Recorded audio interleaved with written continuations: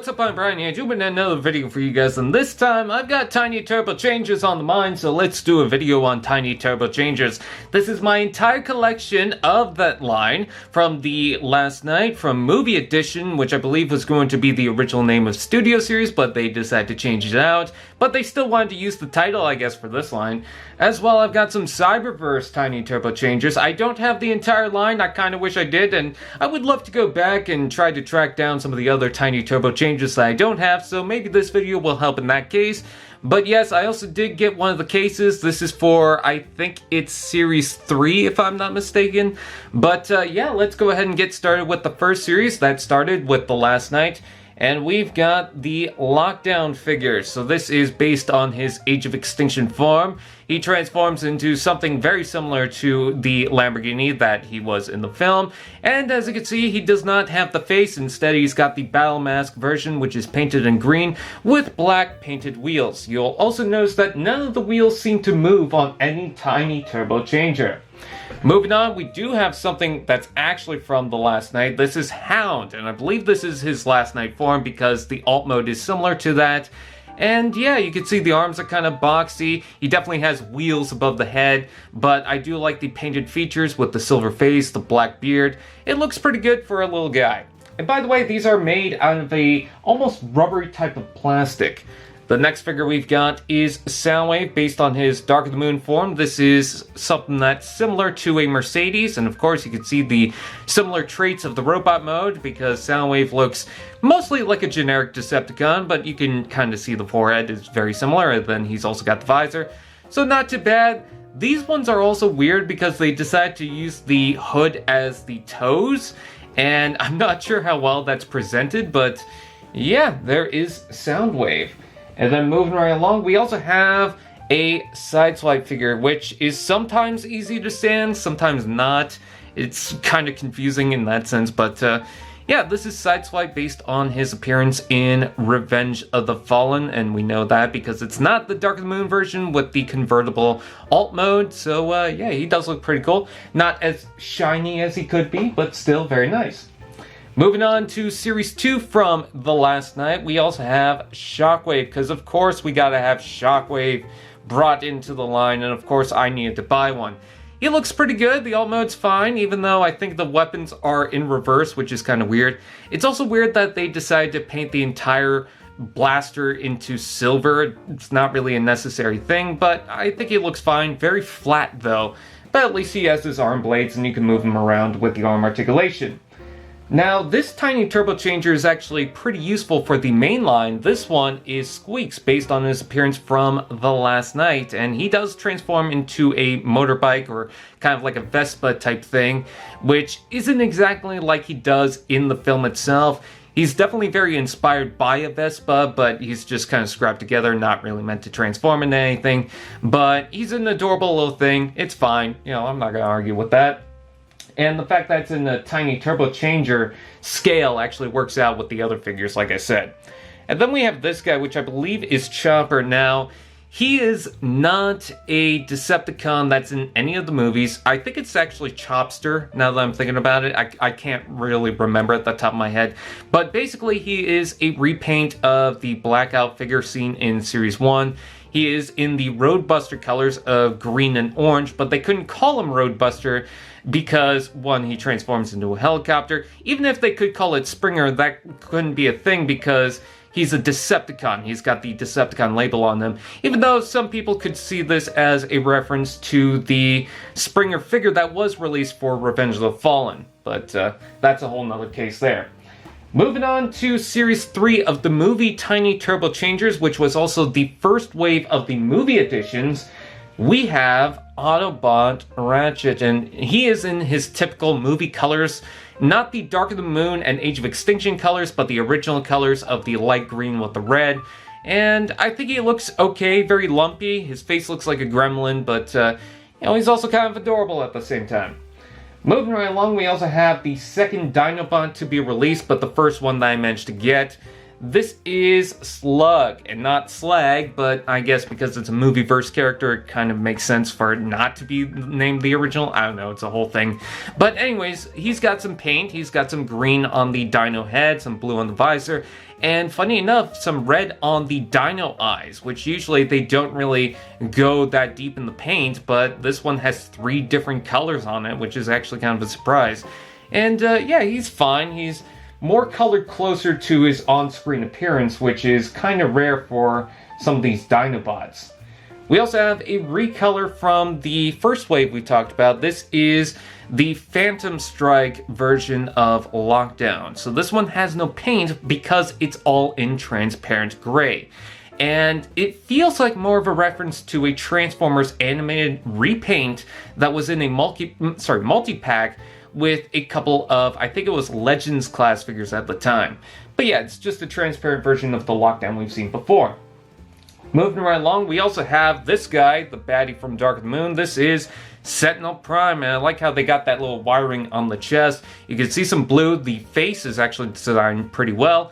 He's a very boxy Transformer, but he's got a very boxy alt mode, so it does make sense there. We also have, this is a re-release from some previous waves, but I got this version of it.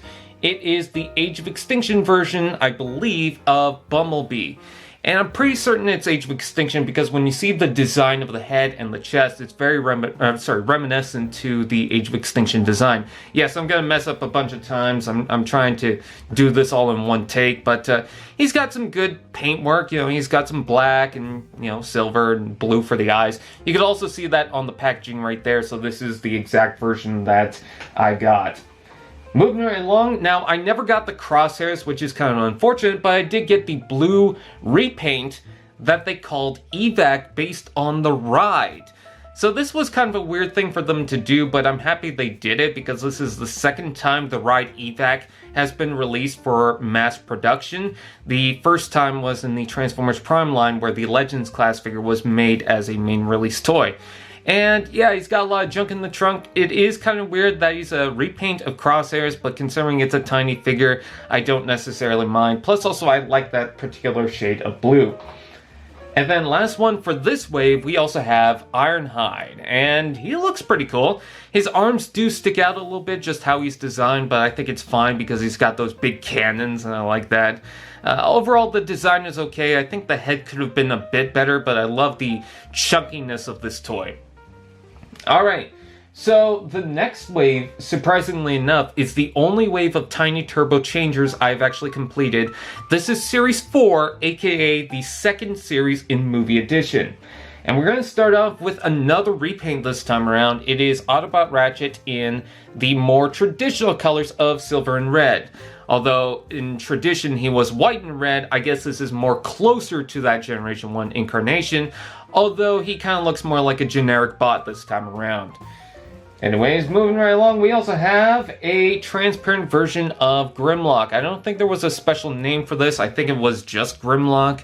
But it is kind of weird because it's all in this semi-clear plastic with green. It almost looks like he's wearing a palm tree on his chest. It's very strange, but it's the only version of Grimlock that I got because I didn't get the original 2, which was a black and purple one that is more reminiscent of a Shattered Glass version or the Triptychon colors.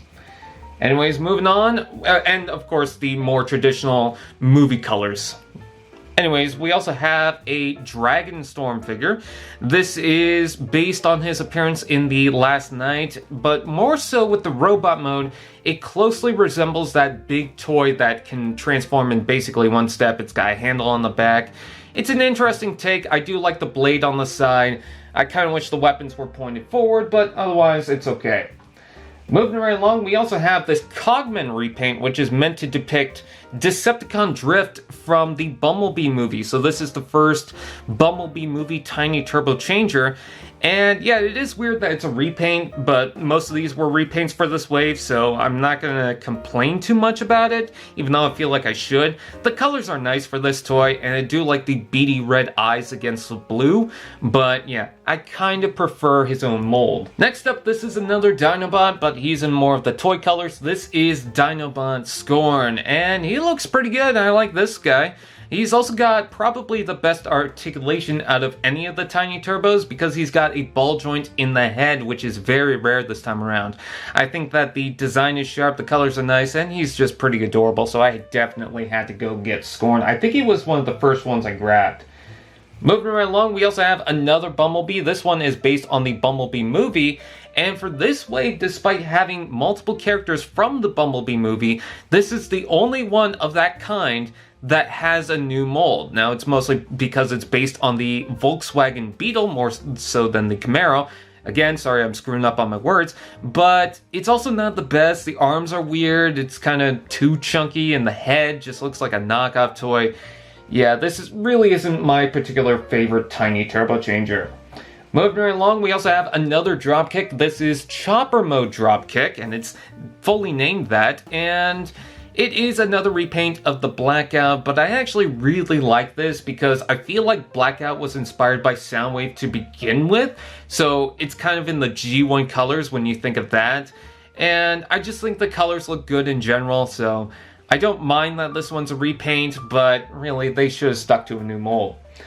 Moving right along, speaking of a G1 colored Soundwave, that's exactly what we got in this wave. This is Soundwave in the more traditional colors. Now, there's a more purplish hint to it, but what I like about that is it feels different compared to some of the other dropkicks in the same wave, so I don't necessarily mind that. And it still makes him feel like a Decepticon, like a full-blown Decepticon that, if he was in these colors, I feel like it would fit in the movie universe. And yeah, I actually really do like this. Moving right along, we also have an Optimus Prime. Now, this is the third repaint of the Last Night Optimus, but I feel like this is more going for the Bumblebee movie color scheme because it's more G1. And it's really not that good. I don't like that the face is fully coated in blue and then the body's just completely in red. It does not work for me. I definitely prefer the other two releases, including that Silver Knight Optimus Prime. I really wish I got that thing. Moving right along, we also have Strafe. So this is the last Dinobot from the Tiny Turbo movie wave that needed to be released, and he's alright for the robot mode. I kind of like the fact that his arms are the beaks for the bird mode, but the bird mode itself and the transformation is not that good. His legs keep falling apart, and if you ask me, honestly, his arms shouldn't be the bird heads, but I know it's not necessarily a bird, it's like a pteranodon thing, but whatever.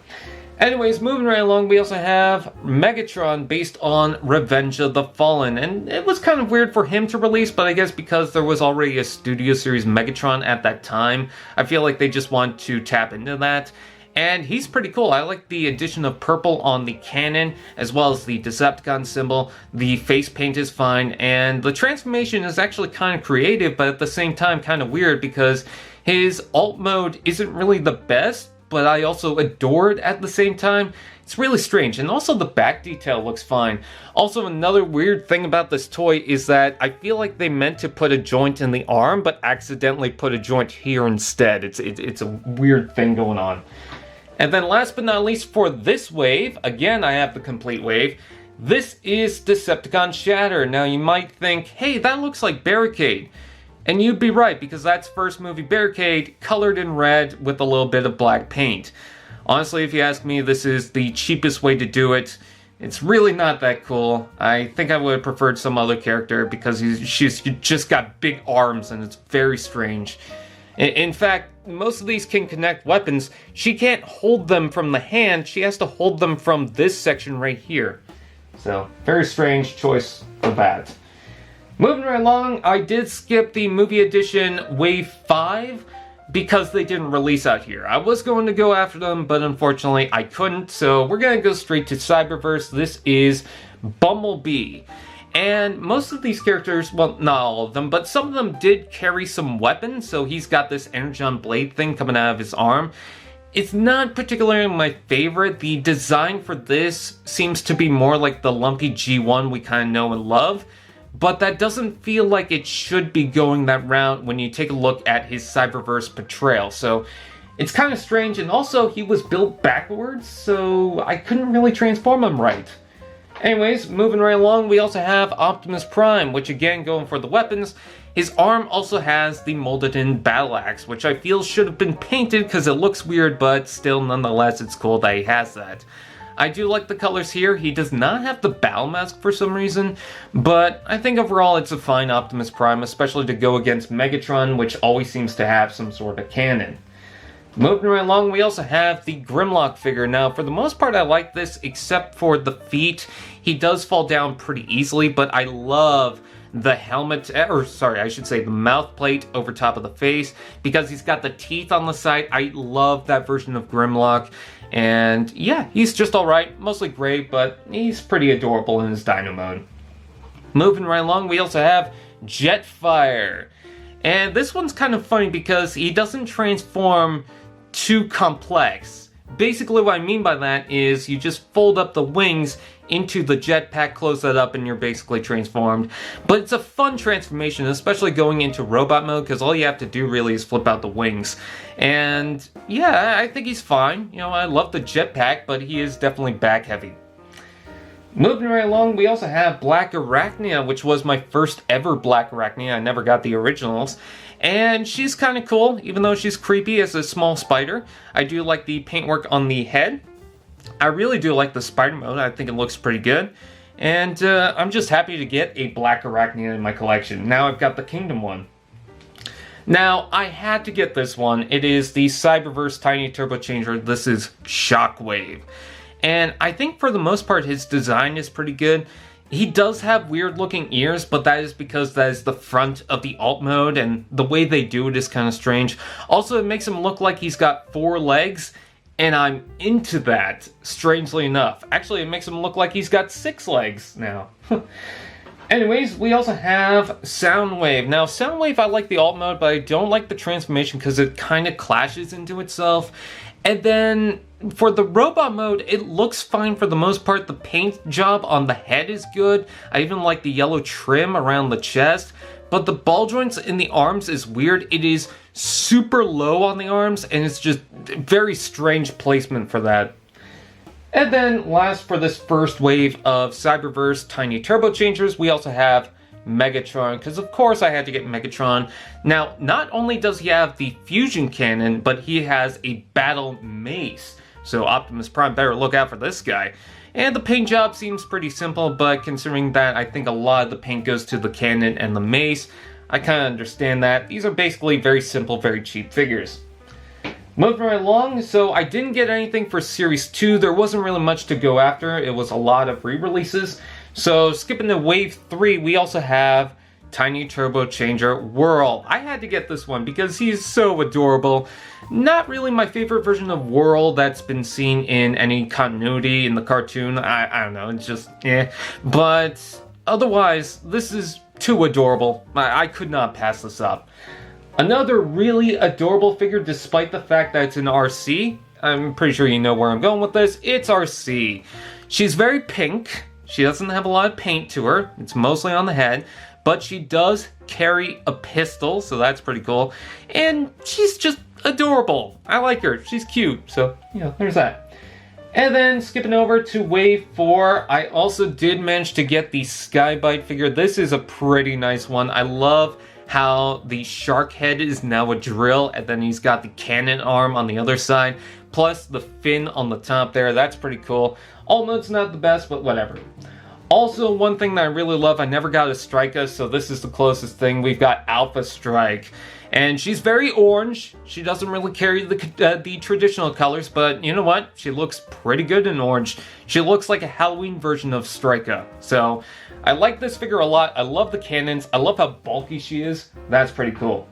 And last but not least, for my Tiny Turbo Changers, we have Wheeljack. And if you notice, the details look strange. That is because this is just a repaint of the Hot Rod figure from the first wave. Yeah, they repainted this a couple of times, but I don't necessarily mind because he's got the Wheeljack colors and I think it looks pretty good. So with that out of the way, those are the Tiny Turbo Changers. I thank you guys for watching. Please like, comment, share, subscribe, and all those fun doodads. And I will see you guys next time.